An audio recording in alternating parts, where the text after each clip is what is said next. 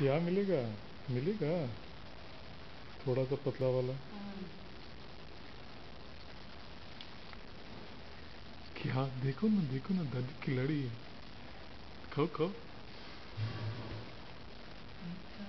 उसको पता नहीं अभी क्या करना है। नहीं खाएगा, देखो निकलेगा। ओले बो ओले ले। खा लो बाबू। अरे डिस्ट्रैक्ट मत हो, खाओ भी। हो मजा आया। अच्छा लगा? और थोड़ा सा मुंह के अंदर डालो। उंगली से टिका के। नहीं खा रहा है। नहीं डालो भाई, उसको थोड़ा थोड़ा आ रहा है तो उसमें खा रहा है। मजा आ रहा है उसका। खा रहा है। निकालना मत। हाँ खाओ।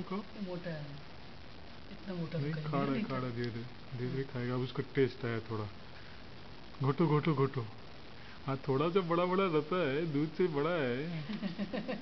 लेकिन क्या करेगा। अच्छा लगा? खा लो। कौन खिला रहा है? दादी खिला रही है। जितना मजा आया उसके हाथ निकाल दिए। ये नहीं है, ये दूध जैसा तो नहीं है। ये दूध से तो थोड़ा डिफरेंस है। हाँ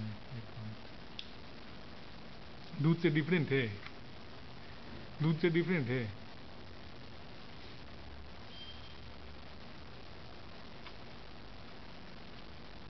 मजा आया। कुछ तो मीठा है। कुछ तो मीठा है। हाँ